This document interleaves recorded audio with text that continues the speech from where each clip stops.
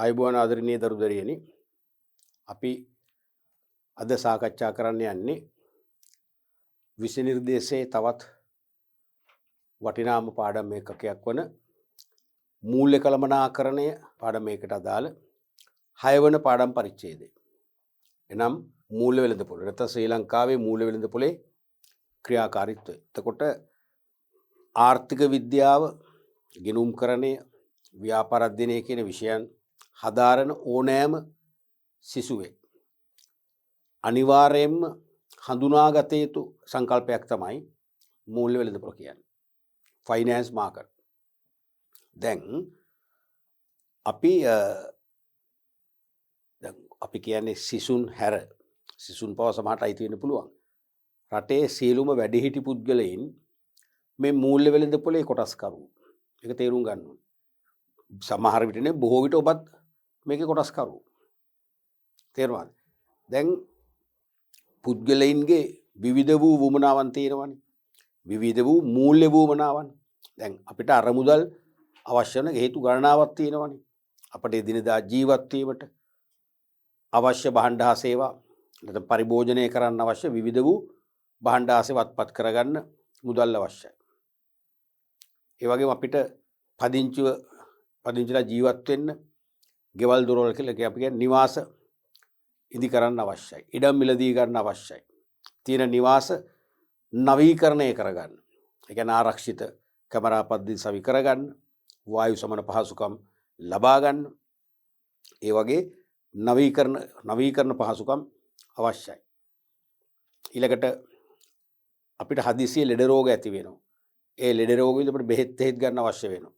හදිසි ශල්‍ය කර්ම කරන්න අවශ්‍ය වෙනවා. ඒවටත් අරමුදල් අවශ්‍ය වෙනවා. ඒ වගේම අපිට සමහරට අපි දන්න හිතවත් අය වෙන්න පුළුවන්, ඥාතීන් වෙන්න පුළුවන්. ඒගොල්ලන්ගෙන් ඇරයුම් ලැබෙනවා යම් යම් ආදායම් ඉපදවිය හැකි ව්‍යාපාර කටයුතු මෙහෙවන්න. අපිටත් ඒවට සම්බන්ධ වෙන්න. පාර්ට්නර්ස්ලා වශයෙන්, හවුල්කරුවන් වශයෙන්, හවුල් ව්‍යාපාරයක් එක්ක ප්‍රයිවට් ලිමිටඩ් කම්පැනි එකකට, පුද්ගලික සමාගමක කොටස්කරුවෙක් වශයෙන් සම්බන්ධ වෙන්න. ඒතර ඒවට අපි කියන්නේ ආයෝජන කටයුතුනේ. ආයෝජන කටයුතු සඳහා මුදල් අවශ්‍ය වෙනවා. ඒ වගේම ගෘහයන් තුල දෙමව්පියන්ට තමන්ගේ දරුවන්ට උගන්වන එක හැර ඊට වඩා ලොකු දායාදයක් නැහැ. දරුවන්ට දෙන්න පුළුවන් දෙමව්පියන්ගෙන් ලැබෙන ලොකුම දායාදය මොකද්ද? අධ්‍යාපනය ලබා දීම. උසස් අධ්‍යාපන අවස්ථාවලට යවන්න වෙන සමහරට විදේශගත විශ්වවිද්‍යාල වලට. ඒ සඳහා මුදල් අවශ්‍ය වෙනවා. දේශීය වශයෙන් ක්‍රියාත්මක වන එක්ක සෙමි ගවර්න්මන්ට් ඉන්ස්ටිටියුෂන් තියෙනවා, හයර් এডুকেෂන් ඉන්ස්ටිටියුෂන්ස්. එහෙම නැත්නම් පෞද්ගලික අංශේ උසස් අධ්‍යාපන ආයතන තියෙනවා. ඒවැ පාඨමාලාවන් කරන්න, උපාධි කරන්න, ඩිප්ලෝමා කරන්න ලක්ෂ ගණන් ගෙවන්න වෙනවා. අර මුදල් අවශ්‍ය වෙනවා.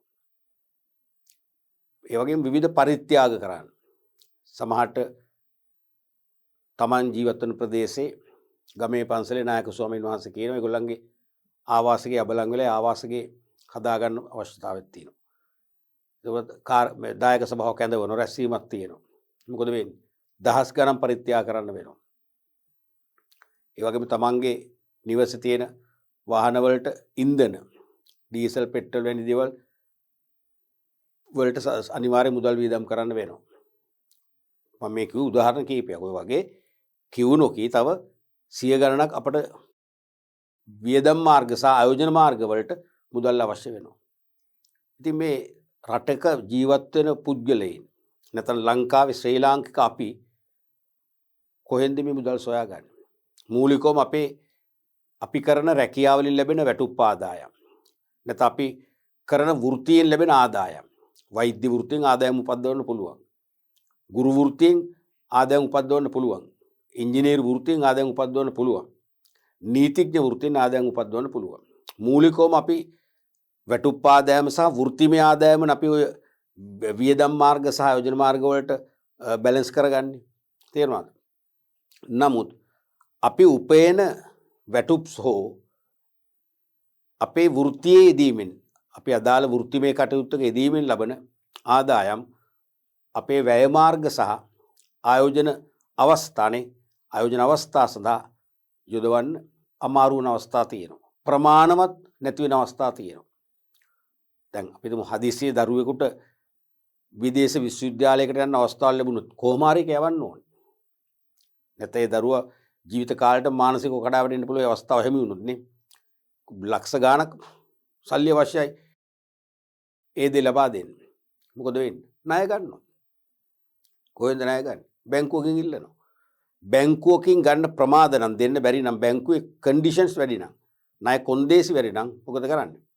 අපේ ගම්වල ඉන්නෝ අපේ ජීවත් වන ප්‍රදේශයේ ඉන්නෝ පොලිකරුවන් පොලියට දෙන අය පොලියට දෙන කෙනෙක්ගෙන් අපි මේ ගන්නෝ ණයට. අපේ ගම්වලදී කියන්නේ ගිනි පොලිය කියලා. කියන්නේ පොලිය වැඩිනේ. බැංකු පොලියට වඩා ඒගොල්ලන්ගේ පොලිය අනුපාතය වැඩි. දැන් බැංකුවක ණය සඳහා වර්ෂයකටම 15ක් 20ක් වගේ නම් පොලිය වර්ෂයකට තේරෙනවා. ඒ වර්ෂයටම. නමුත් පොලිකරුවෝ සාමාන්‍යයෙන් මාසයකට 10ක් වගේ අය කරනවානේ. ඒතර 120ක් අවුරුද්දක පොලිය වෙලුද්නේ. කරන්න දෙයක් නැහැ ගන්නවා. එහෙනම් පොලිකරුවෝ ඉන්නවා. ඒ වගේම සීට්ටු දාන අය ඉන්නේ. සීට්ටු කරුවන් විශේෂයෙන්ම වෙන්දේ සීට්ටු කරුවන්. ඒ වෙන්දේසි සීට්ටු කරුවන් අතේ නිරන්තරයෙන්ම ලක්ෂ ගාණක් මිලියන ගාණක් රැඳෙනවා. සංසරණය වෙනවා. ඒගොල්ලන්ගේ ගන්න පුළුවන්. තේරුණාද?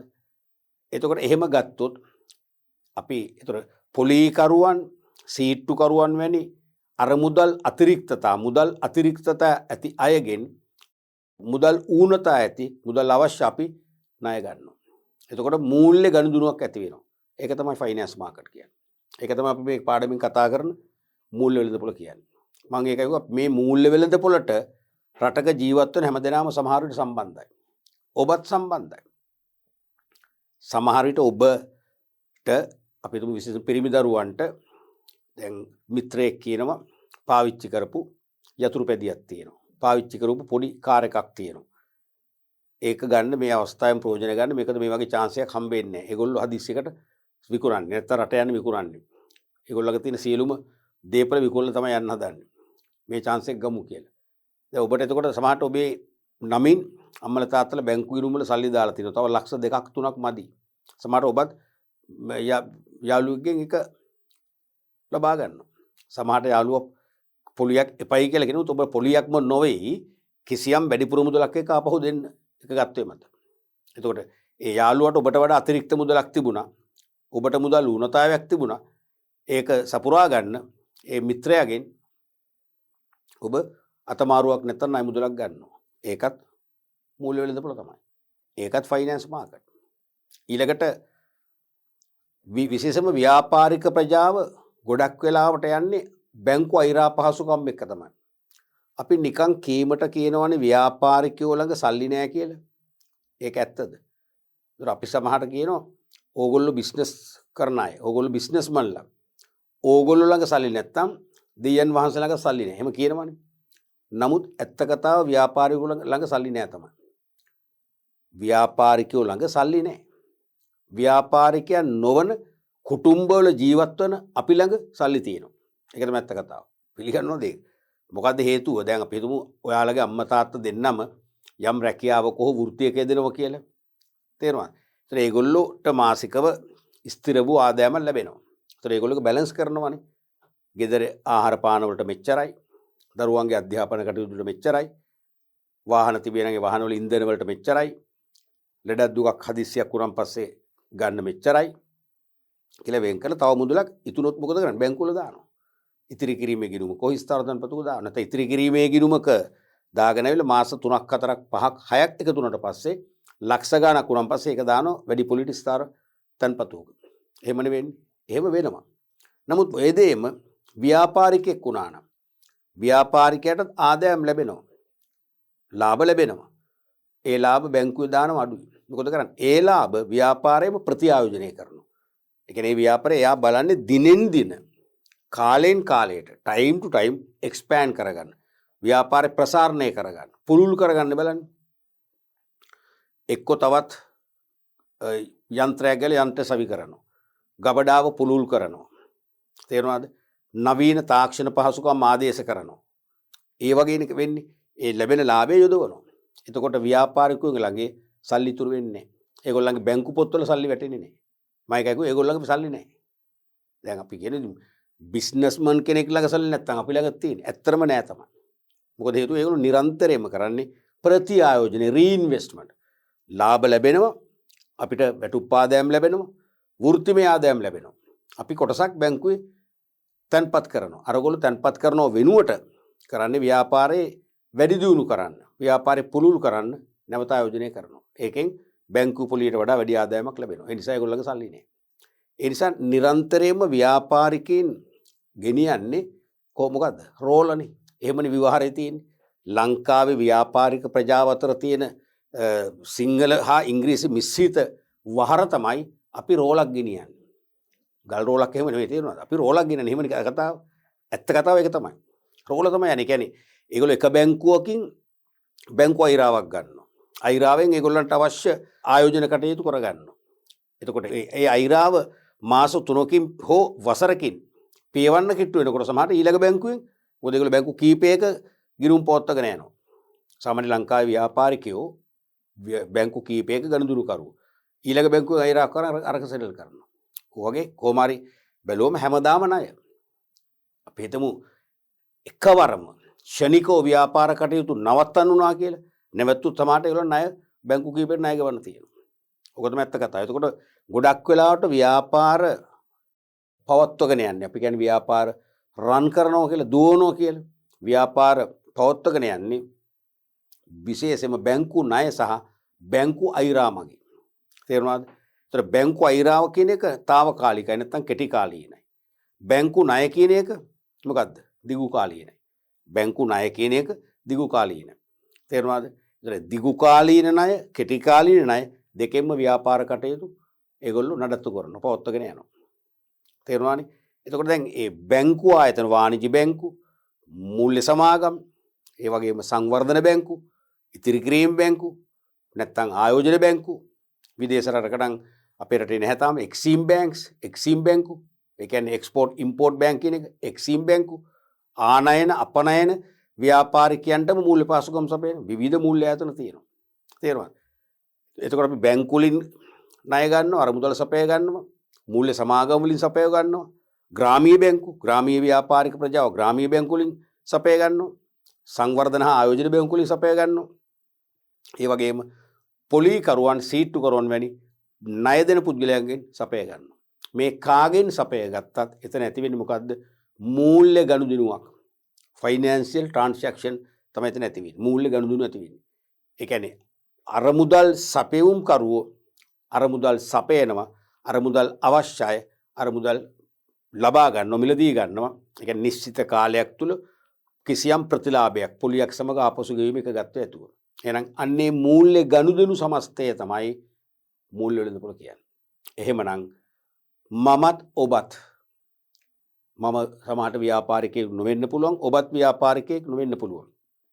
නමුත් මමත් ඔබත් ජීවත් වෙන්නේ මොකක් ඇතුළේද? මූල්‍ය වෙළඳපොළක් ඇතුළේ කියන එක මතක් කරන්න එපා. මමත් ඔබත් මූල්‍ය වෙළඳපොළ සම්බන්ධයි. ඔබ අම්මා තාත්තගෙන් සමහරට එදිනෙදා වීදමට සල්ලි ගන්නවා. ඒකත් මූල්‍ය වෙළඳපොළේ කොටසක් තමයි. අම්මා තාත්තා ළඟ ඔබට දෙන්න අතිරික්තයක් තිබෙන නිසා ඔබට දෙනම ඔබ ලබා ගන්නවා. ඒකත් ගනුදෙනුව. සමහරට අම්මා තාත්තලා ඔයගොල්ලන්ට කියන රයිට් මෙන්න මම අපි දෙන්නම්. දැන් ඔයගොල්ලෝ පුංචි ව්‍යාපාරයකුත් කරනවා. ඉගෙනත් ගන්නවා. එහෙම හිතන්නකෝ. නැත්තම් පාර්ට් ටයිම් ජොබ් එකකුත් කරනවා. කාලීන නැත්තම් ඔබ අර්ධ කාලීන රැකියාවකුත් කරනවා. එහෙනම් ඔබට පොඩි ආදායමක් එනවා. නමුත් ඔබට මදි පාඩුවක් වුණාම සමහරට ඔබට අවශ්‍ය ලැප්ටොප් එකක් මිලදී ගන්න වෙන්න පුළුවන්. නැත්තම් පුංචි මෝටර් බයික් එකක් ගන්න වෙන්න පුළුවන්. ඔබට නැත්තම් හොඳ හෑන්ඩ් ෆෝන් එකක් මිලදී ගන්න වෙන්න පුළුවන්. මදි වුණාම රුපියල් 25000ක් 50000ක් ඒ වගේ මුදලක් අම්මලෙන් ගණන්වල කියන රයිට්. හැබැයි ඔයගොල්ලෝ පඩි ගත්ත ගමන් නැත්තම් මට මාස දෙකක් ඇතුළත මේක බේරන්න ඕනේ. මොකද ණයක්නේ. එහෙනම් ඒකත් මූල්‍ය වෙළඳපොළ තමයි. ඒකත් මූල්‍ය වෙළඳපොළ තමයි. එහෙනම් රටේ සියලුම පුරවැසියන් දැනුවත්ව හෝ නොදැනුවත්ව, දැන් සමහර අය දැනුවත් වෙනවා අපි මූල්‍ය වෙළඳපොළකට සම්බන්ධයි. අපි මූල්‍ය වෙළඳපොළ කියලා දැලක්, මේක නෙට් එකක්. මේ මූල්‍ය වෙළඳපොළ කියලා දැලේ අපි හැමදෙනාම පැටලලා ඉන්න කියලා අපට අවබෝධයක් තියෙනවා. නමුත් සමහර අයට ඒක අවබෝධයක් නැහැ. විශේෂයෙන්ම විද්‍යාංශයෙන්, කලාංශයෙන් අධ්‍යාපනය ලැබුවාට එහෙම ලොකු අවබෝධයක් නැහැ නේ. තේරුණාද? ඒ වගේ රටක ඕනෑම පුරවැසියෙක් මූල්‍ය වෙළඳපොළ සම්බන්ධයි. රටක ඕනෑම පුරවැසියෙක් එයා ව්‍යාපාරිකයෙක් වෙන්න පුළුවන්, ව්‍යාපාරික නොවන පුරවැසියෙක් වෙන්න පුළුවන්. ඒ දෙගොල්ලොම මූල්‍ය වෙළඳපොළත් එක්ක සබැදියාවක් ඇතුව ක්‍රියාත්මක වෙන අය. ව්‍යාපාර සක්‍රිය වෙන්නේ මූල්‍ය වෙළඳපොලේ සහයෝගය මගින්, මූල්‍ය සහයෝගය මගින්, ෆයිනෑන්ෂියල් සපෝට් එක මගින්. ඒ වගේම ව්‍යාපාරිකයින් නොවන සාමාන්‍ය පාරිභෝගික ප්‍රජාව තමන්ගේ ජීවන ගමන අරගෙන යන්නේත් මූල්‍ය වෙළඳපොලෙන් ලැබෙන සහයෝගය මගින්. එහෙනම් අපි හැමදෙනාටම ව්‍යාපාරිකයින්ට, ව්‍යාපාරිකයින් නොවන හැමදෙනාටම මූල්‍ය වෙළඳපොලෙන් අනිවාර්යයෙන්ම තමන්ගේ අභිමතාර්ථයන් සපුරා ගන්න අවශ්‍ය මූල්‍ය සම්පාදනය කර ගැනීම හැකියාව තියෙනවා. එමනම් විවිධ රටවල මේ මූල්‍ය වෙළඳපොළ ඉතා විධිමත් ලෙස පවත්වගෙන යනවා. සමහර රටවල අවිධිමත් ලෙස පවත්වගෙන යනවා. දැන් නිදර්ශනයක් ලෝකේ දියුණු විශේෂම බටහිර රටවල, වෙස්ටර්න් කන්ට්‍රීස් වල, බටහිර රටවල මූල්‍ය වෙළඳපොළ හරිම විධිමත්. ඒ කියන්නේ ගෘහයන් තුළ ජීවත් වන පාරිභෝගිකයින්ට අවශ්‍ය අරමුදල් සපයන්නේ ඒගොල්ලෝ පාරිභෝගික ණය ඒකකය කියලා වෙනම ඒකකයක් පවත්වගෙන යනවා. දැන් අපිට අපේ ගෙදර වහල කැඩලා තියෙන එක අලුත් වැඩියා කරගන්න. එහෙම නැත්නම් අපේ තව ගෙදර ඉදිකිරීම අවසන් නැහැ. අවසන් ඉදිකිරීම කොටස නිම කරගන්න. ඒව පාරිභෝගික ණයනේ. ඒ වගේ පාරිභෝගික ණය ඒකකයක් වෙනම තියෙනවා. පාරිභෝගික කෙලිම යොමු කරන්නේ එතනට. ඒ බැංකුව නැතේ මූල්‍ය ආයතනයේ පාරිභෝගික ඒකකයට කිසියම් මූල්‍ය ප්‍රමාණයක් වෙන් කරලා තියෙනවා. ඒගොල්ලෝ අත්දැකීමෙන් දන්නවා දිනකට, සතියකට, වර්ෂයකට ආදී වශයෙන් මේ පාරිභෝගික ඒකකයෙන් ඉල්ලන අරමුදල් අවශ්‍යතා සපුරාලන්න රුපියල් නැත්නම් ඩොලර් මිලියන නැත්නම් බිලියන මෙච්චරක් අවශ්‍යක වෙන් කරලා තියෙනවා. ඒ නිසා අපහසුකින් තොරව ගන්නවා.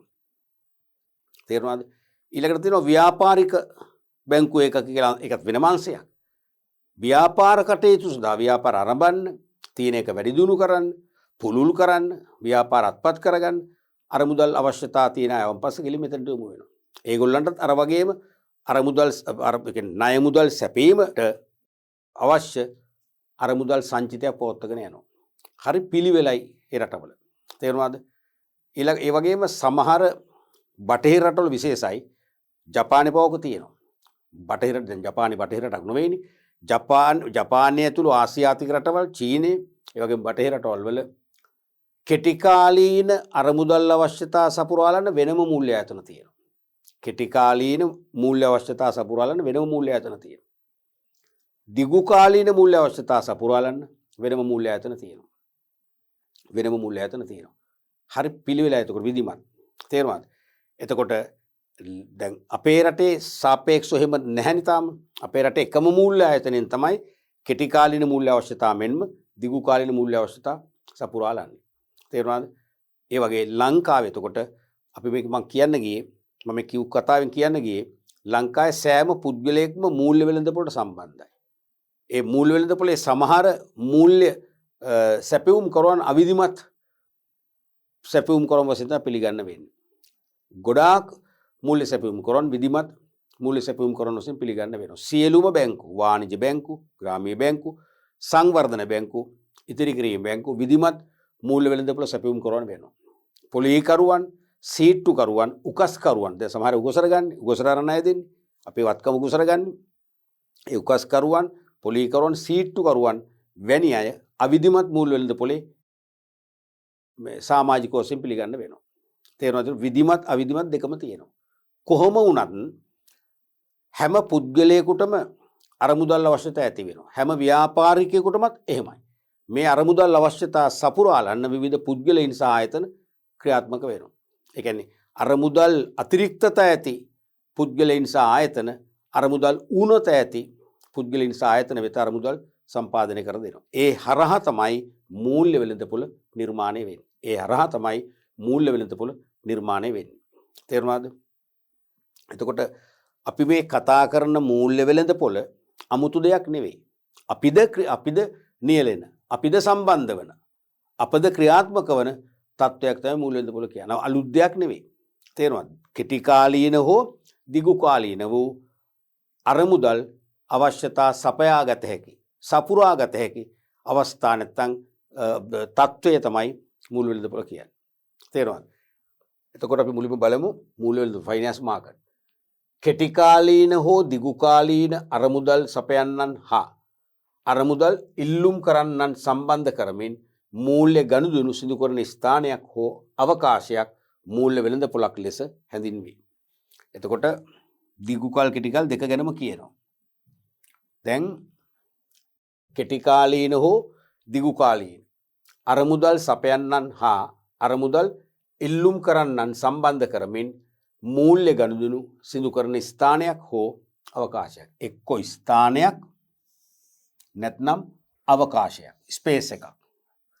මේකත් මෙතන ප්ලේස් එකක්, මෙතන ස්පේස් එකක්. ස්ථානයක් හෝ අවකාශයක් මූල්‍ය වෙළඳපොළක් ලෙස හැඳින්වේ. මොකද මේ කිව්වේ?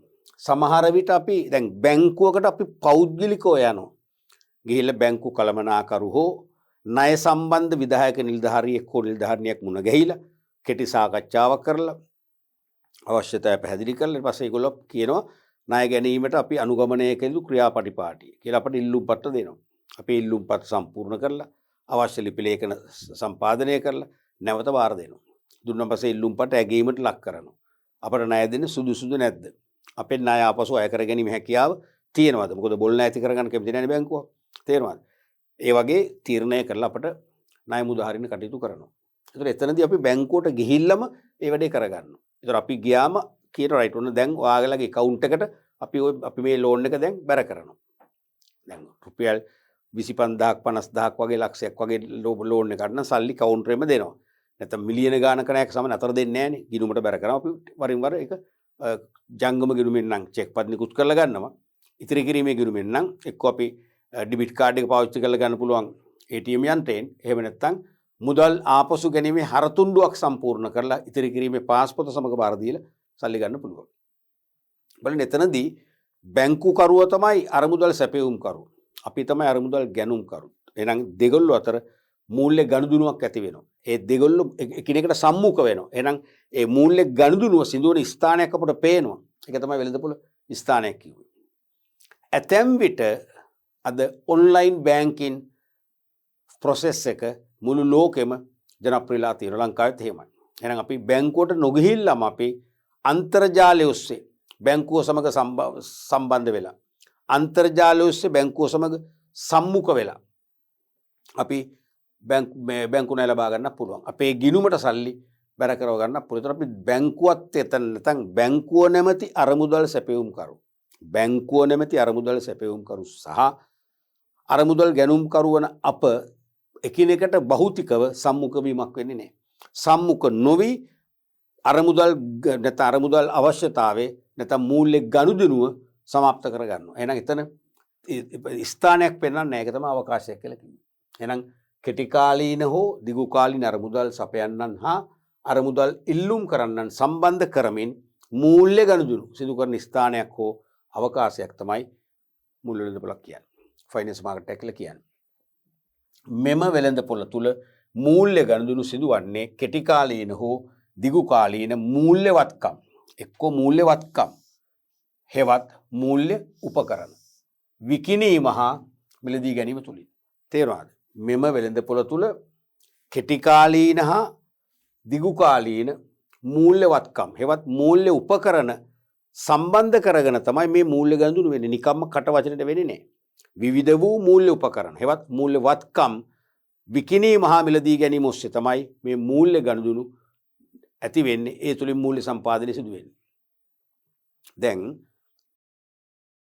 රජයට අරමුදල් අවශ්‍ය වුණාම මහ බැංකුව මහජනයාගෙන් අරමුදල් ඉල්ලනවා. ණය ඉල්ලනවා. එහෙම කිසි ප්‍රශ්නයක් ලෝකයේ හැම රටකම ඒක සිදුවන දෙයක්.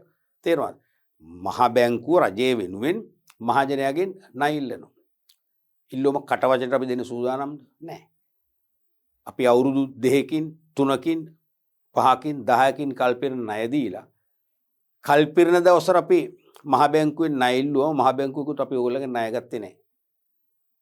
අපිට ඔප්පු කරන්න බෑනේ. ඒ නිසා කිසියම් මූල්‍ය උපකරණයක් හුමාරු වෙන්නට ඕන. මහ බැංකුව මූල්‍ය උපකරණයක් අපිට ඔෆර් කරනවා, ප්‍රදානය කරනවා. අපි ණය දීලා ණය කියන්නේ අරමුදල් සපයලා ඒ මූල්‍ය උපකරණ අපි මිලදී ගැනීම කරන්නේ. මහ බැංකුවේ මේ මූල්‍ය උපකරණේ විකුණනවා. අපි මූල්‍ය උපකරණේ මිලදී ගන්නවා. මිලදී ගැනීම තුර මොකද වෙන්නේ? අප සතුව තියෙන මුදල් මහ බැංකුවට යනවා, රජයට යනවා. ඕක නෙවෙයි, ඕක තමයි මූල්‍ය වෙළඳපොලේ වෙන්නේ. මූල්‍ය සම්පාදනය වෙන්නේ එහෙම. නැවත කල්පිරුණු දවසට අප සතුව තියෙන මූල්‍ය උපකරණය ආපසු අරගෙන අපිට දීපු ණය මුදල් පොලියස් සමග ආපසු ගෙවනවා. එහෙනම් මේ මූල්‍ය උපකරණ මූල්‍ය වත්කම් මිලදී ගැනීම නැත්නම් විකිණීම හා මිලදී ගැනීම තුලින් තමයි මේ මූල්‍ය වෙළඳපොළ සක්‍රිය වෙන්නේ නැත්නම් ක්‍රියාකාරී වෙන්නේ. තේරුණාද? එතකොට මේ මූල්‍ය වෙළඳපොළ මම දැන් කිව්වනේ මේකේ උදාහරණ වශයෙන් අපි ගත්තා සීට්ටුකරු, පොලීකරු, වාණිජ බැංකු, මූල්‍ය සමාගම්, ඉතිරි කිරීම බැංකු විවිධ අය අර මුදල් සම්පාදනය කරන්න ඉදිරිපත් වෙනවා. අර මුදල් නැත්නම් මුදල් ඌනත ඇති පුද්ගලයින් සහ ආයතන ඒගොල්ලන්ගේ තමයි මූල්‍ය සපය ගන්න. මේ දෙගොල්ලොම ඉන්නවනේ. එහෙනම් මෙන්න මේ මූල්‍ය වෙළඳපොළ අපට බෙදන්න පුළුවන් ප්‍රධාන කොටස් දෙකකට. එකක් තමයි විධිමත් මූල්‍ය වෙළඳපොළ.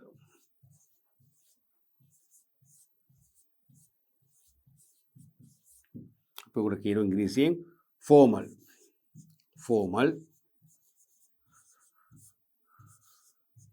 finance කියලා කියන්න පුළුවන්, finance කියලා කියන්න පුළුවන්. British ක්‍රමයට finance කියන American English ක්‍රමයට finance කියලා කියනවා. එහෙනම් American English ලේසියිනේ. ඔකරේට color COLOUR color. එතකොට ඒකේ COLOUR color තේරුණාද? එතකොට U silence නේ. American ක්‍රමයට U කපලා දැම්ම COLOR color. ඒ වගේ. Formal finance නැත්නම් finance market.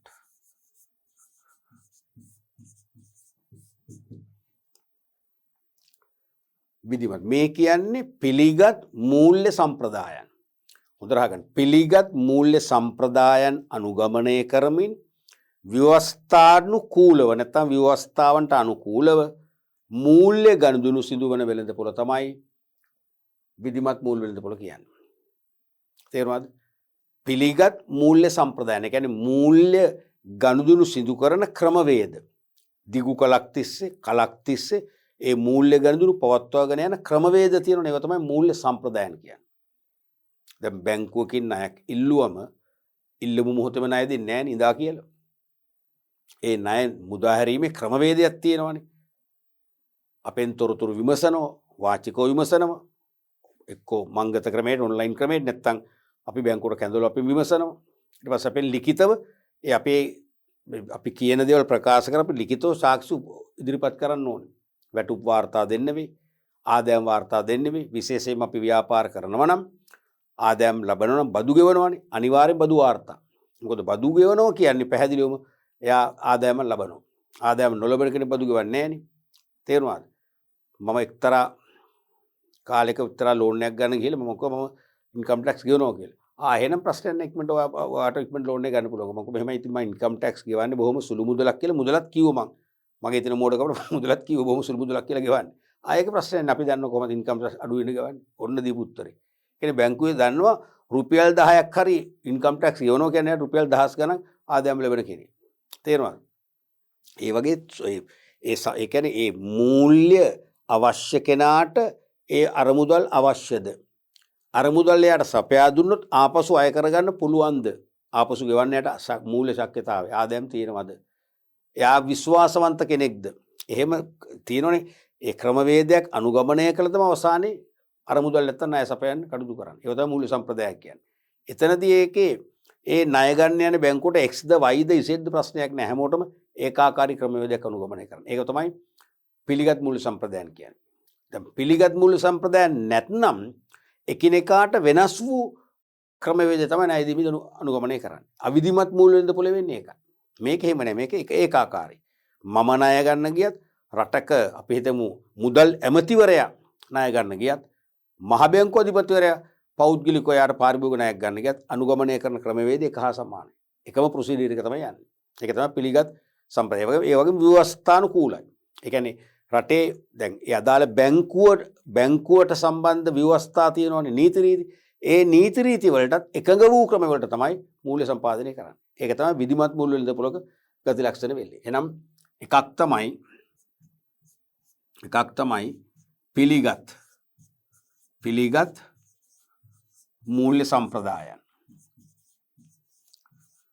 පිළිගත් මූල්‍ය සම්ප්‍රදායන්. පිළිගත් මූල්‍ය සම්ප්‍රදායන් මත දෙක තමයි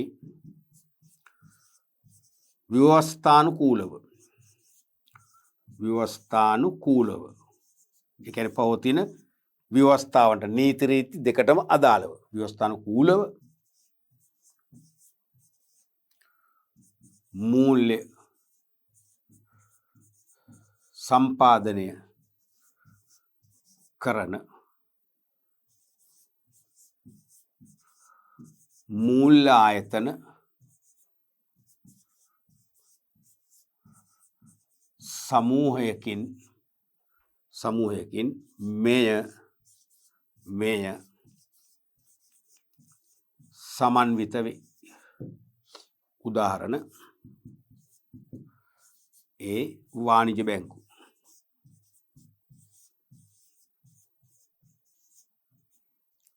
උදාහරණ B ඉතිරි කිරීමේ බැංකු,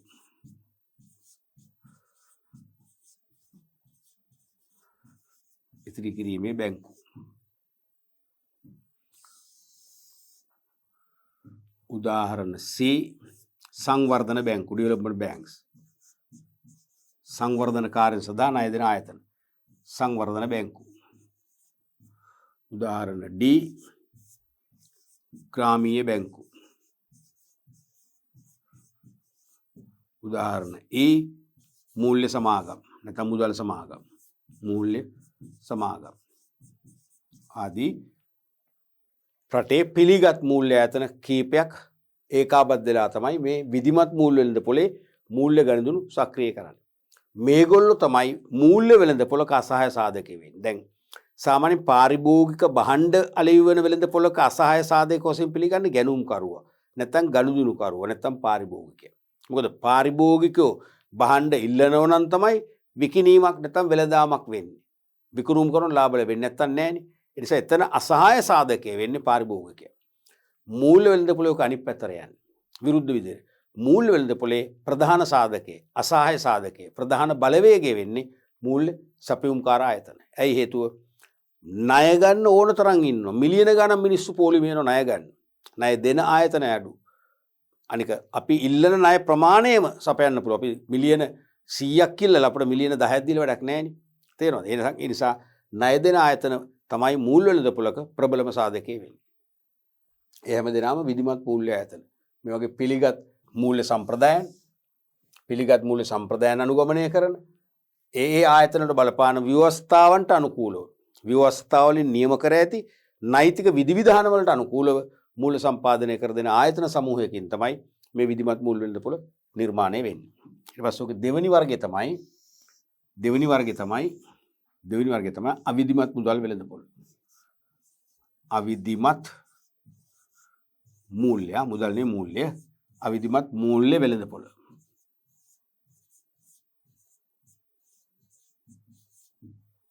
අපි ඔකට කියනවා ඉන්ෆෝමල්. අරක ෆෝමල් මේක ඉන්ෆෝමල්. Informal finance market.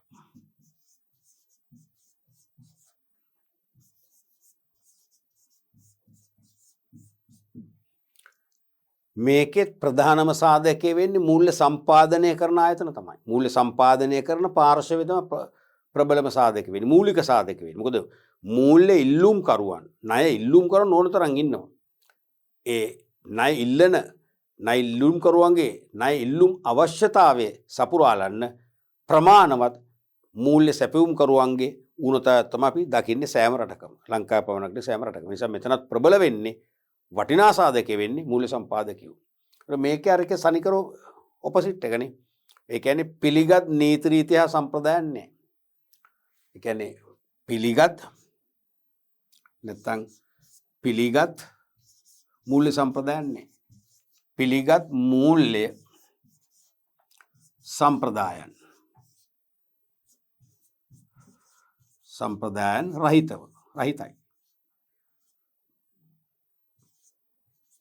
රහිතව ව්‍යවස්ථානුකූලත් නැහැ. විශේෂිත නීතියක රීතියක අවශ්‍යතාවලට කොන්දේසි වලට යට වෙලා නෙමෙයි මේගොල්ලෝ ක්‍රියාත්මක වෙන්නේ. එහෙනම් ව්‍යවස්ථානුකූල නොවන ලෙස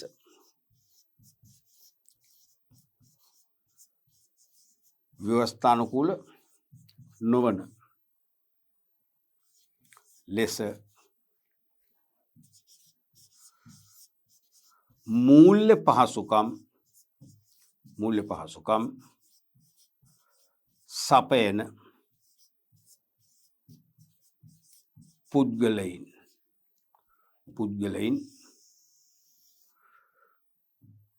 පුද්ගලයින් හෝ ආයතන සමූහයකි.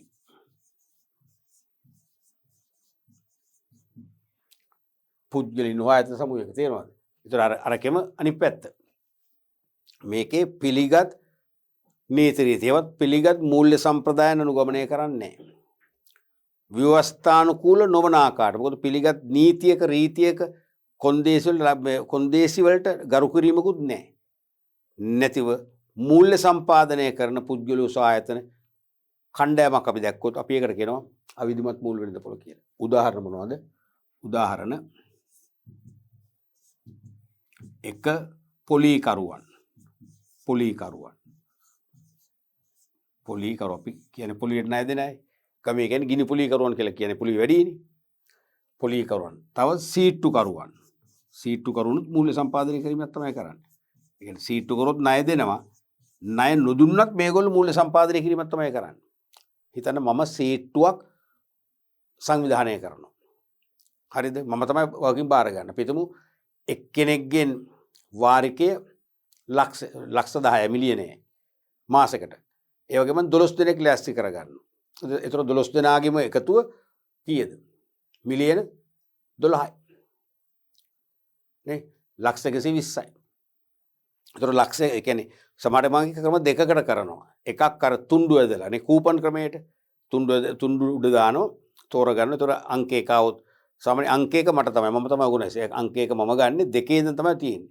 අංක දෙක එක්කෙනෙකුට අංක තුන එක්කෙනෙකුට ඒ පිළිවෙලට එකතු හැමෝටම ඒතර මාස්පතා ලක්ෂ 120 ගාන හම්බ වෙනවා පිළිවෙලට. අනික වෙන්දේසි සීට්ටු. ඒක ඉල්ලන්න ඕනේ. සීට්ටු අවම ලන්සුවක් තියලා ඉල්ලනවා. ඉල්ලලා වැඩිම ගානක් ඉල්ලනවා කියන්නේ දැන් කෙනෙක් ඉල්ලනවා ලක්ෂ 20යි. කෙනෙක් ලක්ෂ 25යි. කෙනෙක් ලක්ෂ 30යි. මේ ලක්ෂ 30 කියන්නේ ලක්ෂ 120න් ලක්ෂ 30ක් එපා කියන එක. ලක්ෂ 120න් ලක්ෂ 30 එපා. එහෙනම් මට ලක්ෂ 90ක් දෙන්න. කෙනෙක් කියනවා ලක්ෂ 60යි කියලා. ඒ කියන්නේ 120න් 60ක්ම භාගයක්ම එපා කියනවා. එහෙනම් වාසි. එහෙනම් එයාට ඉල්ලන්නේ ලක්ෂ 60යි. එහෙනම් ඒ මාසේ ලක්ෂ 120 නෙවෙයි 12 දෙනාට බෙදෙන්නේ. ලක්ෂ 60 බෙදෙන්නේ. එහෙනම් වාරිකේ භාගයක් අඩු වෙනවා. තේරෙනවද? අන්න ඒ වගේ ගිහිල්ලා මුල් හරිය සාමාන්‍ය වගේ ලොකු ගණන් වලට යනවා. පළවෙනි මාසේ ලක්ෂ දෙවෙනි සීට්ටුවනේ ලක්ෂ 60ට ඊළඟ එක සමහරට ලක්ෂ 50ට ඊට පස්සේ ආයි 52ට අපි තු ඊළඟ 4 වෙනි මාසේ කියලා. ඒකේ තව හදිස්සි කෙනෙක් හිටියොත් අපි තුමු හදිස්සි සල්ලි කර්මයක් කරන්න සල්ලි ඕනේ. පවුලේම කෙනෙකුට තමන්ගේ සමහරට මව්පියන්ට ලොකු අසනීපයක් කියලා රට ගෙන යන්න ඕනේ. මොකද එන්නේ ලක්ෂ 60 ලක්ෂ 70 ගන්නවත් පුළුවන්. ලක්ෂ 70 ඒ කියන්නේ 120න් 70ක මේ 50ක් විතරක් දෙන්නේ. තේරෙනවද? එහෙනම් ලක්ෂ 50 තමයි එහෙනම් බෙදෙන්නේ මාසික වාරික වශයෙන්. එතකොට එහෙම හදිස්සියට ගන්නවා. එතකොට අන්තිම හරියයි ඉල්ලන්නේ තුන. පස්සේ ඒගොල්ලන්ට සමහරට ලක්ෂ 120ම ලබා ගන්න පුළුවන්. අන්තිම කොටස් දෙකට. මොකද්ද මේ කරන්නේ? ඒකත් මූල්‍ය සම්පාදනයක් තමයි. මේ පොලි සීට්ටු කරු ණය දෙන්න ණය දෙනවා මේගොල්ලෝ. ණය දෙන්න ඕනේ නැහැ. සීට්ටුවක් දානවා කියන්නේ මොකද්ද මූල්‍ය සම්පාදනය කිරීමක් තමයි කරන්නේ. හැබැයි ඉතින් අවිධිමත් මේ පිළිගත් මූල්‍ය සම්ප්‍රදායන් නැහැ. පිළිගත් මූල්‍ය සම්ප්‍රදායන් මේගොල්ලන්ග නැහැ. තේරුණාද? දැන් නිදසුනක් වශයෙන් මම පොලිකරුවෙක් නම් මම පොලියට ණය දෙන කෙනෙක් නම් මම අපේ තෙමු ඕගොල්ලන්ගේ එක්කෙනෙකුට මම ණය දෙනවා 10 ගන්න පොලියට. තව කෙනෙක් කිව්වොත් මම 12යි කියනවා. තව කෙනෙක් මට ගොඩක් හිතවත් කෙනෙක් අපි දන්න අඳුරන කෙනෙක්. අපි ඕගොල්ලෝ අම්මලා තාත්තලා හොඳට අඳුරනවනේ. මම 5 ගන්න දෙනවා. පිළිගත් මූල්‍ය සම්ප්‍රදාය නැහැ නේද? පොලියපව අසමානයි. සමහර විට මම ඔබෙන් අපයක් ඉල්ලනවා. ඉඩම් මුප්පුවක් මගේ බාහිරට ගන්නවා. නැත්තම් වාහනේ ආදැම්බල පත්‍රය මගේ බාහිරට ගන්නවා. සමහර අය එහෙම අපයක් ඉල්ලන්නේ. සමහර වෙලාවට මම දෙනවා එක්කෙනෙකුට උපරිම ලක්ෂ 10ක් දෙනවා. තව කෙනෙක් ලක්ෂ 12ක් කියලා මම 12 දෙන්නේ. එයාට මං කියන එයාට දෙන්නේ ලක්ෂ 5යි. මොකද එයාගේ මුදල් ආපසු අය කරගෙන අවදානම් මට වැඩි. තව කෙනෙකුට මම ලක්ෂයට වඩා දෙන්නේ නැහැ. තව කෙනෙකුට කොහෙත්ම දෙන්නේ නැහැ. දැක්කද? පිළිගත් මූල්‍ය සම්ප්‍රදායක් නැහැ කියන්නේ ඒකයි. තේරුණාද? ඒ වගේම පිළිගත් ව්‍යවස්ථාවකුත් නැහැනේ. දැන් මම සල්ලි ටිකක් එකතු කරගෙන පොලියට දෙනකොට මට පමණක් බලපාන මට පමණක් ආවේනික ව්‍යවස්ථාවකුත් නැහැනේ. ඒක එක්ක පිළිගත් මූල්‍ය සම්ප්‍රදායන්ගෙන් බැහැරව ව්‍යවස්ථානුකූල නොවන ආකාරයෙන් මූල්‍ය සම්පාදනය කරනවා නම් ඒක තමයි අවිධිමත් මූල්‍ය වෙළඳපොළ කියන්නේ. දැන් අර සීට්ටු එකේදීම සමහර වෙලාවට පළවෙනි සීට්ටුව පොව අදිනවා. තුන්ඩු දාලා අදිනවා. පළවෙනි එකත් ගන්න පුළුවන්. දෙවෙනි එක තමයි ඕගනයිසර් ගන්නේ මම ගන්න. සමහර ගොඩක් ඒවා පළවෙනි එක ඕගනයිසර් ගන්නවා. තේරෙනවද? ඒක වෙන්දේසි ක්‍රමේදී සමහරලාට අවමලංශුව අපි දුමු දැන් ලක්ෂ 100ක සීට්ටුවක් නම් 12 දෙනෙක් ඉන්නව නම් පළවෙනි එක ඉල්ලන්න අඩුම ගන්න ලක්ෂ 10කට. ඒ කියන්නේ 10ක් එපා කියලා. 10 දැන් තමයි 10 15 20 30 40 ගියන් පස්සේ 40න් එහාට කවුරුත් ඉල්ලන්නේ නැහැ කියන්නේ.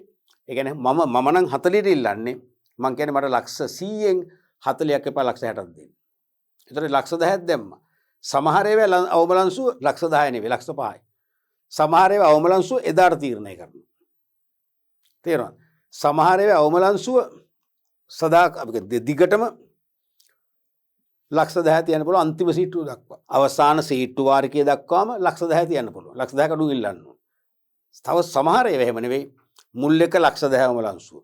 ඊළඟ එක ලක්ෂ 9යි. ඊළඟ එක ලක්ෂ 8යි. ඕම උගල අන්තිම සීට්ටු පෙර සීට්ටු වෙනකොට ලක්ෂයක් වගේ ඉන්නේ සාධාරණයි. ඒ වගේ එක එක ක්‍රමවේද. පිළිගත් මූල්‍ය සම්ප්‍රදායක් නැහැ. පැහැදිලිද? ඒ වගේම තුන්වෙනි කුකුත් ඉන්නවා. ඒ තමයි පොලිකරුවන් සීටුවේ උකස්කරුවන්. මේගොල්ලෝ පොලියට ණය දෙන විශේෂයක්ම තමයි ඉතින්. මේගොල්ලෝගේ විශේෂය මේගොල්ලෝ කට වචනෙට හිතවත්කමට යම් කිසි ලේවිල්ලක් අස්සම් කරලා එහෙම දෙන්නේ නැහැ. කෙලින්ම එක්කෝ වාහනේ අපේට තියාගන්න. කෙලින්ම මේගොල්ලෝ මෝටර් බයික් කියමුකෝ. මෝටර් බයික් එකම තමන්ගේ ගෙදරට ගන්න පොතත් එක්කම. ට්‍රාන්ස්ෆර් කරන්නේ නැහැ මේගොල්ලෝ. මොකද එච්චර විධිමත් නැහැ. දැන් පිළිගත් මූල්‍ය ආයතනයක් නම් කෙලින්ම මෝටර රථේ ට්‍රාන්ස්ෆර් කරගන්න ට්‍රාන්ස්ෆර් ෆෝම් එකක් අස්සම් කරලා ට්‍රාන්ස්ෆර් ෆී එක ගෙවලා මෝටර රථ ප්‍රවාහන දෙපාර්තමේන්තුව ලියාපදිංචි කරලා මූල්‍ය ආයතනයේටම පවර ගන්නවානේ. ඒතර ණය ගෙවුවේ නැත්නම් කෙලින්ම ඒ වාහනේ නෑ. වාහනේ කොහොමද දැන් තියෙන්නේ බැංකුව නමේ. අපි ඉඩමක් අපිට තියන්නේ එහෙමනේ. ඉඩම බැංකුවේ නමටම අපි ලියන්න ඕනේ. පවරා දෙන්න ඕනේ. අපි ණය ගෙවුවේ නැත්නම් ඉඩම බැංකුව අපේ නෙමෙයි. ණය ගෙවුවොත් බැංකුව අපට ආපසු අපේ නමට ලියලා දෙනවා. එහෙමනේ. මේව එහෙම නෑ. ඔප්පුව නිකන් තියාගන්න. එතකොට ණය අපි ආපසු ගෙවන්නේ නැතුව ඔප්පුව කොහොමද ගත්තොත් එයාට කරන්න දෙයක් නෑ. අපේ ඉඩම. තේරුණාද? ඒ වගේ මෙන්න මේ වගේ පාර්ශ්වයන්ගෙන් තමයි මේ අවිධිමත් මූල්‍ය වෙළඳපොළ සමන්විත වෙන්නේ. පැහැදිලිනේ? එතකොට මෙන්න මේ විදියට ඕනම රටක මූල්‍ය වෙළඳපොළක් විධිමත් අවිධිමත් කියලා කොටස් දෙකකින් සමන්විත වෙනවා. මේ දෙකෙන්ම කරන්නේ එකම දේ. මොකද්ද? කෙටි කාලීන හෝ දිගු කාලීන මූල්‍ය ඌනතා තියෙන අයට ඒ මූල්‍ය ඌනතා සපුරා ගන්න මූල්‍ය පහසුකම් සැපීම. මූල්‍ය පහසුකම් සපේන සම්ප්‍රදායන් වෙනස්. විධිමත් මූල්‍ය සම්ප්‍රදායන් අවිධිමත් මූල්‍ය සම්ප්‍රදායන් තියෙනවා. නමුත් එකම දේ තමයි වෙන්නේ. අරමුදල් අවශ්‍යතා ඇති අයට අරමුදල් සම්පාදනය කර දීම තමයි මේකෙදි වෙන්නේ. මූල්‍ය වෙළඳපොළේ වෙන්නේ. තේරුණාද? දැන් ඕනම රටක මූල්‍ය වෙළඳපොළක් ශක්තිමත් ඉහළ ද්‍රවශීලතාවයක් ඇති මූල්‍ය වෙළඳපොළක් වෙන්නම ඕනේ. ඒ රට සංවර්ධනය වෙන්න. මොකද අපි දැන් කියමනට කියන්නේ රටක ව්‍යාපාරික ප්‍රජාවගේ මූල්‍ය බලාගාරය ෆයිනෑන්සියල් පවර් හවුස් මූල්‍ය බලාගාරය තමයි මූල්‍ය වෙළඳපොළ. ව්‍යාපාරිකයොට තියෙන සමහරට බිස්නස් කන්සෙප්ට්ස් විතරයි. ව්‍යාපාරික සංකල්ප එකක් හෝ කීපයක් පමණයි තියෙන්නේ. ඒ ව්‍යාපාරික සංකල්පය කියන්නේ නාමික වස්තුවක්නේ. තේරෙනවද? Nominal resource එකක්නේ. ඒ ව්‍යාපාරික සංකල්පය සැබෑ නැත්තම් සක්‍රීය ක්‍රියාකාරී ඇක්ටිව් කන්සෙප්ට් එකක් බවට ඇක්ටිව් බිස්නස් කන්සෙප්ට් එකක් බවට පත් කරන්න නම් එයාට මුදල් ඕනේ. අර මුදල් ඕනේ. සල්ලි ඕනේ. එහෙනම් ඒ සල්ලි නෑ යාලකට. ඒ සල්ලි සපයන්නේ කොහෙද? එක්කෝ අවිධිමත් මූල්‍ය වෙළඳපොළෙන් එක්කෝ විධිමත් මූල්‍ය වෙළඳපොළෙන්. එහෙනම් ඒ මූල්‍ය වෙළඳපොළෙන් ණය දෙන ණය මුදල පදනම් කරගෙන තමයි ස්ථාවරවත්කම් අත්පත් කරගන්නේ. බද්දර ගන්න එක්කෝ ඉදි කරන්නේ. තේරුණාද? ඒ වගේම කාර්ක ප්‍රාග්ධන අවශ්‍යතා සපුර ගන්න, අමුද්‍රව්‍ය මිලදී ගන්න, ඇසුරුම් ද්‍රව්‍ය මිලදී ගන්න, දෛනික වැටුප් ගෙවන්න. එහෙම කරලා ඒ ව්‍යාපාරයේ සක්‍රිය කරන්නේ මේ මූල්‍ය වෙළඳපොළෙන් ලැබෙන මූල්‍ය පහසුකම් නිසා. එහෙනම් මේ මූල්‍ය වෙළඳපොළ කියන්නේ ව්‍යාපාරිකයින්ට ඍජු සහායක් සපයන ඍජු සහාය සංකල්පයක්. නැත්නම් ඍජු සහාය ආයතන විශේෂයක්. ඩිරෙක්ට් සපෝට් ඉන්ස්ටිටියුෂන් වගේ තමයි මේ අදහස් කරන්නේ. මොකද ඒ ඍජුවම ඒ මූල්‍ය ආයතන ණය මගින් අරමුදල් සම්පාදනය කළේ නැත්නම් නාමික වූ ව්‍යාපාරික සංකල්පය හැමදාමත් නාමිකයි. නැත්නම් ඒක සිහින ව්‍යාපාර සංකල්පයක් කියනවා. තේරෙනවද? ඩ්‍රීම් බිස්නස් කන්සෙප්ට් එකක් පමණයි. ඒ සිහින සැබෑ වෙන්නේ නැහැ. නමුත් මේ නාමික ව්‍යාපාර සංකල්පයේ සත්‍ය ක්‍රියාකාරී ව්‍යාපාරය බවට පත් කරන්නේ මේ මූල්‍ය වෙළඳපොලේ ඍජු මූල්‍ය පහසුකම් සැපීමේ සහයෝගය නිසායි. තේරුණාද? මෙන්න මේ මූල්‍ය වෙළඳපොළ ප්‍රධාන කොටස් දෙකකට බෙදෙනවා. අපි ඒක නිර්වචනනුත් කිව්වා. එකක් තමයි මුදල් වෙළඳපොළ මනී මාකට්, අනිත් එක තමයි ප්‍රාග්ධන වෙළඳපොළ කැපිටල් මාකට්. තේරුණාද? ඕනම රටක මූල්‍ය වෙළඳපොලේ ප්‍රභේද දෙකයි. එකක් මුදල් වෙළඳපොළ, ප්‍රාග්ධන වෙළඳපොළ. මුදල් වෙළඳපොළ කියන්නේ කෙටි කාලීන අරමුදල් අවශ්‍යතා සම්පාදනය කරන වෙළඳපොළ තත්ත්වය. නැත්නම් කෙටි කාලීන අරමුදල් සැපයුම්කරුවන් සහ කෙටි කාලීන මුදල් සපයා ගන්නන් අතර ඇතිවන කෙටිකල් මූල්‍ය ගනුදෙනු සමස්තය තමයි මුදල් වෙළඳපොළ කියන්නේ. මනි මාකට් කියන්නේ. ප්‍රාග්ධන වෙළඳපොළ හෙවත් කැපිටල් මාකට් කියන්නේ දිගුකාලීන වූ මූල්‍ය සම්පාදකයන් සහ දිගුකාලීන වූ මූල්‍ය සම්පාදනය කරගනු ලබන්නන් නැත්නම් දිගුකාලීන මූල්‍ය ලබා ගන්නන් අතර සිදුවන දිගුකල් මූල්‍ය ගනුදෙනු සමස්තය තමයි ප්‍රාග්ධන වෙළඳපොළ කියලා කියන්නේ. කැපිටල් මාකට් කියලා මේකට කියන්නේ. Capital market.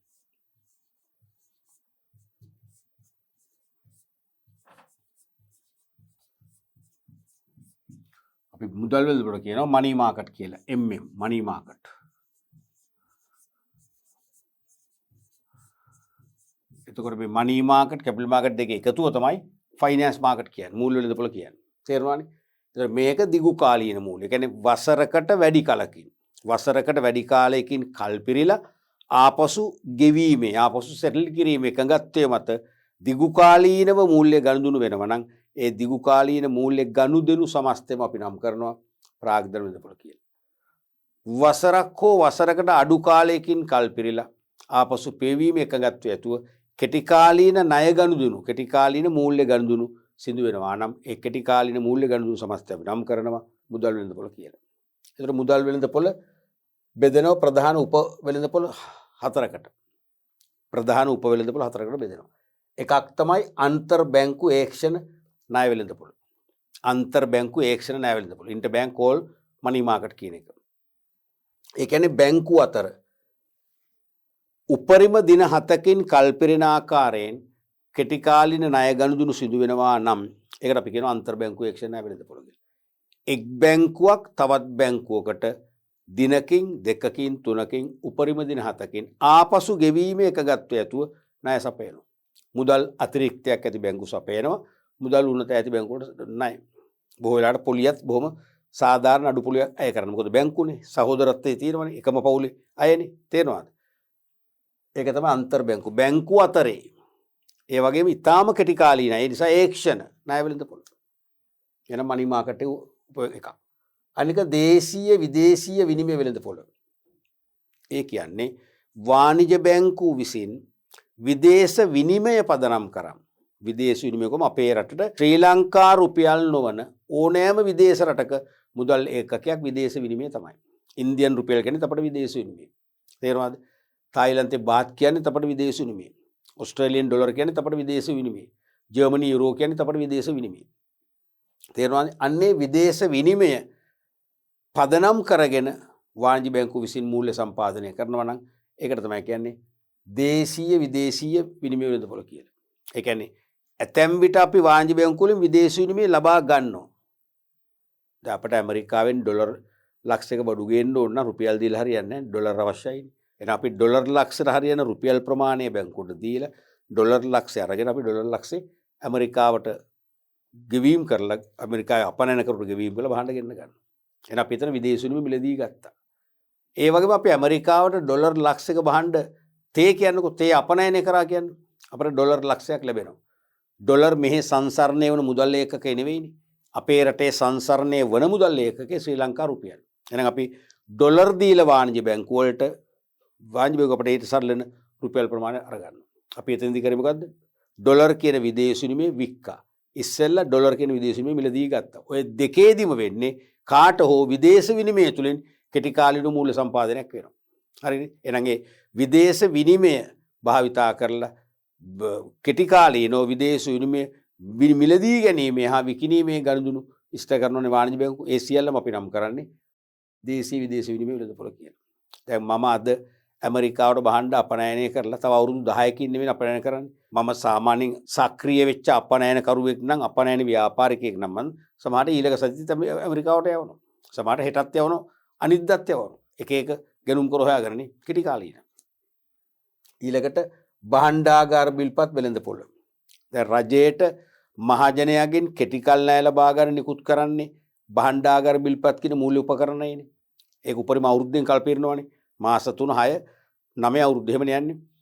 එතකොට මේ කෙටි කාලීන ණය උපකරණය මහ බැංකුව මහජනයාට විකුණලා මහජනයාගෙන් ණය ලබා ගන්නවා. එහෙනම් මහජනතාව තමයි එතන අරමුදල් සැපයුම් කරුවේ අපි. අපිත් අරමුදල් සැපයුම් කරුවෝ එතකොට. රජය අපෙන් ණය ගන්නවා. තේරෙනවද? රජයට අපි ප්‍රබලයි. එතකොට රජයේ තමයි ණය ගැනුම් කරුවෝ වෙන්නේ. එහෙනම් කෙටිකල් ණය ගඳුනක් වෙනවා. එහෙනම් ඒක තමයි භාණ්ඩාගාර බිල්පත් වෙළඳපොළ කියලා කියන්නේ. ඒතර ඒක කෙටිකල් නිසා මනි මාකට් රයිති වෙනවා. ඒකේ ප්‍රාථමික ද්විතීයික කියලා ප්‍රභේද දෙකක් තියෙනවා. ඒ කියන්නේ භාණ්ඩාගාර බිල්පත් මහ බැංකුව අලෙවි කරන විට ප්‍රථම වතාවට මිලදී ගත්තොත් ඒ ප්‍රථම ගනුදෙනු තමයි ප්‍රාථමික වෙළඳපොළ කියන්නේ. ඒ ගත්තට පස්සේ කල් පිරෙන්න පෙර දැන් මම රුපියල් ලක්ෂ 10ක් වියදම් කරලා භාණ්ඩාගාර බිල් ගන්නවා කියනකො අවුරුද්දකින් කල් පිරෙන්න මාස 3ක් විතර ගියාම මට සල්ලි හදිස්සියක් වුණොත් එහෙම මේව ගෙවන්න බෙදිලා නැහැනේ. මට පුළුවන් භාණ්ඩාගාර බිල්පත් මොකද කරන්නේ? ඔබ වෙනි කෙනෙකුට විකුණලා ඒ එන්න තියෙන සල්ලි මට ඔබෙන් ගන්න පුළුවන්. අන්න එහෙම මහජනතාවත කල් පිරීමට පෙර මේවා නැවත නැවත අලෙවි වෙනවා. ඒ පළවෙනි ගනුදෙනුවෙන් පස්සේ ප්‍රථම ගනුදෙනුවෙන් පසුව මහජනතාවත භාණ්ඩාගාර බිල්පත් සංසරණය වීමේදී ඇතිවන සියලුම ගනුදෙනු සමස්තය අපි නම් කරනවා ද්විතීයික වෙළඳපොළ කියලා. තව තියෙනවා වාණිජ පත්‍රිකා වෙළඳපොළ කමර්ෂියල් පේපර්ස් මාකට්. වාණිජ පත්‍රිකා කියන්නේ කීර්තිමත් පෞද්ගලිකාංශයේ සමාගම් විශේෂයෙන්ම පොදු සමාගම් කෙටි කාලීනව මහජනයාගෙන් ණය රැස් කිරීමට මහජනයා වෙත නිකුත් කරන ණය උපකරණයක් නැත්නම් මූල්‍ය වත්කමක් නැත්නම් මූල්‍ය උපකරණයක්. එහෙනම් මහජනතාව මේ උපකරණය මිලදී ගන්නවා. මිලදී ගන්නවා කියන්නේ මහජනතාව ණය සපයලා මේ උපකරණය ගන්නවා. එහෙනම් මහජනතාව මේ වාණිජ පත්‍ර මිලදී ගන්නවා කියන එක තුළම තියෙනවා මහජනතාව ඒ අදාළ කීර්තිමත් සමාගම් වෙත කෙටි කාලීනව ණය සපයා දෙනවා. ඒ සමාගම් කෙටි කාලීන ණය ගැනුම් කරු වෙනවා. කෙටි කාල ණය ගනුදෙනු ඇති වෙනවා. මනි මාකට්. ඊළඟට ප්‍රාග්ධන වෙළඳපොලේ ප්‍රධාන උප වෙළඳපොළ තුනක් පෙන්වන්න පුළුවන්. එකක් තමයි භාණ්ඩාගාර බැඳුම් කර වෙළඳපොළ. ඒ කියන්නේ රජයට මහජනයාගෙන් මැදිකල් සහ දිගුකල් ණය ලබා ගැනීමට මහ බැංකුව භාණ්ඩාගාරයේ වෙනුවෙන් මහජනයා වෙත අලෙවි කරන නිකුත් කරන දිගුකාලීන මූල්‍ය වත්කම් නැත්නම් දිගුකල් මූල්‍ය උපකරණ තමයි මේ භාණ්ඩාගාර බැඳුම් කර කියන්නේ. ඒකෙන් රජයට එක්ක මැදි කාලීන අවුරුද්දක් 3ක් අතර කාලයකින් කල්පිරලා ආපසු ගෙවන්න. නැත්නම් අවුරුදු 3කට වැඩි කාලෙකින් 5ක් 10ක් 15ක් වගේ. ඒ වගේ ඒ දිගු මැදි හෝ දිගු කාලීන ණය උපකරණ මගින් මැදි හෝ දිගු කාලීන මූල්‍ය සම්පාදනයක් ණය සම්පාදනයක් වෙන නිසා අපි ඒක දානවා ප්‍රාග්ධන වෙළඳපොළට. අනික සාංගමික බැඳුම් කර වෙළඳපොළ. සීමිත පොදු සමාගම් විශේෂයෙන්ම කොටස් වෙළඳපොළ තුල ලැයිස්තුගත වූ සමාගම් මිලකල සමාගම්. ඒ සමාගම් මහජනයාගෙන් දිගුකාලීනව ණය රැස් කිරීම සඳහා ඒ සීමිත පොදු සමාගම් නැත්නම් ලැයිස්තුගත සමාගම් මහජනයා වෙත අලෙවි කරන දිගුකල් මූල්‍ය උපකරණය මූල්‍ය වත්කම තමයි සාංගමික ණය කර කියන්නේ. එහෙනම් ඒ සාංගමික බැඳුම් කර නැත්නම් සාංගමික බැඳුම් කර එක්ක සාංගමික බැඳුම් කර නැත්නම් සාංගමික ණය කර නැත්නම් ඍණ පත්‍ර පත්‍ර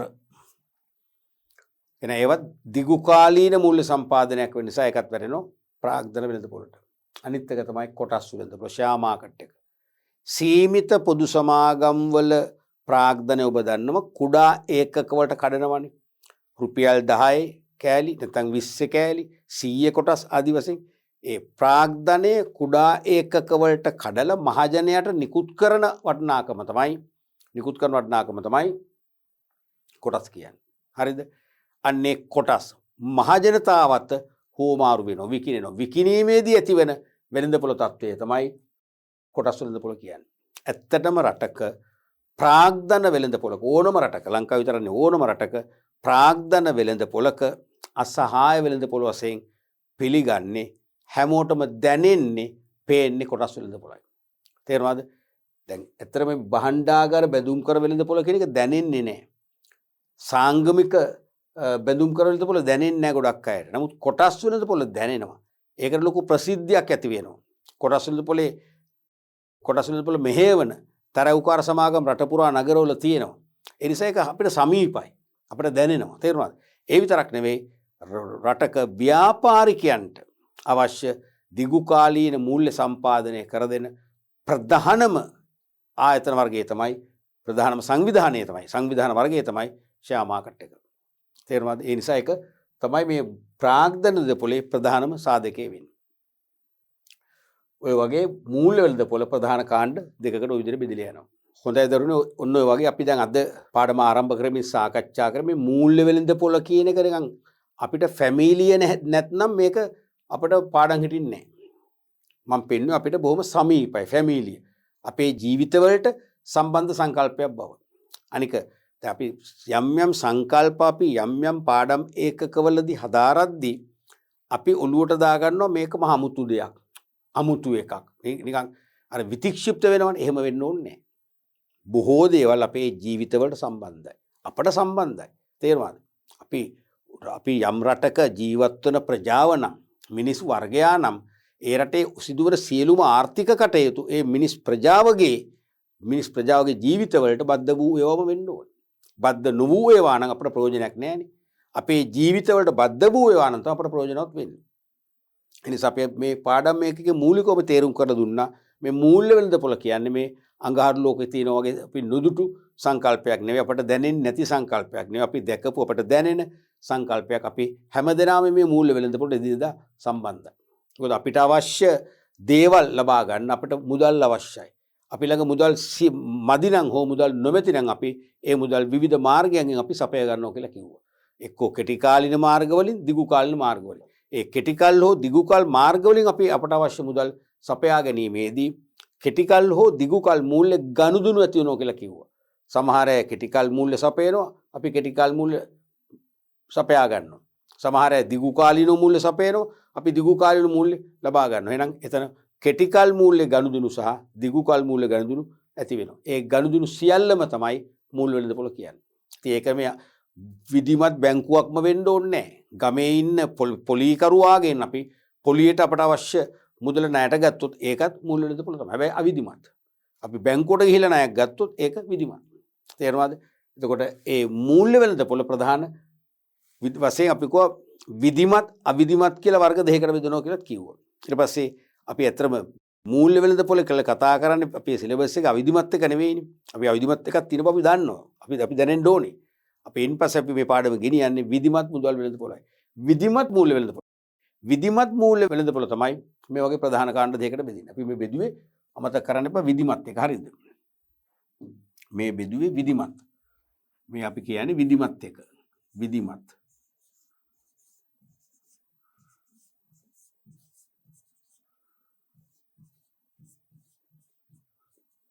විධිමත් මූල්‍ය වෙළඳපොළ තමයි මෙතන. විධිමත් මූල්‍ය වෙළඳපොළ බෙදෙනවා ප්‍රධාන කාණ්ඩ දෙකකට. මුදල් වෙළඳපොළ, ප්‍රාග්ධන වෙළඳපොළ. මුදල් වෙළඳපොළ කියන්නේ කෙටි කාලීනව මූල්‍ය සම්පාදනය කරන වෙළඳපොළ. නැත්නම් කෙටි කාලීන අරමුදල් සැපයුම් කරුවන් සහ කෙටි කාලීන අරමුදල් ගැනුම් කරන අතර ඇතිවන කෙටි කාල මූල්‍ය ගනුදෙනු සමස්තය තමයි මුදල් වෙළඳපොළ කියන්නේ. දිගු කාලීන මූල්‍ය ගනුදෙනු සමස්තය තමයි ප්‍රාග්ධන වෙළඳපොළ කියන්නේ. නැත්නම් දිගු කාලීනව අරමුදල් සැපයුම් කරුවන් සහ දිගු කාලීන අරමුදල් ගැනුම් කරන අතර ඇතිවෙන වෙළඳපොළ තත්ත්වය නැත්නම් දිගුකාලින මූල්‍ය ගනුදෙනු සමස්තය තමයි ප්‍රාග්ධන වෙළඳපොළ. මේකේ ප්‍රභේද අපි නිකන් නම් කරා. මේකෙත් ප්‍රභේද 4ක් නම් කරා. අපි ඊළඟ පාඩම් පරිච්ඡේදයේ විස්තරාත්මකව මුදල් වෙළඳපොළ සහායක ප්‍රභේද ඒ වගේම ප්‍රාග්ධන වෙළඳපොළ සහායක සංයුතිය විශ්ලේෂණාත්මකව සාකච්ඡා කරන නිසා ඊළඟ පාඩම් පරිච්ඡේදයේදී ඔබට පුළුවන් මේකේ ඊටාම පුළුල් ලෙස මේ වෙළඳපොළ කොටස් දෙකම හොඳින් හදාරන්න.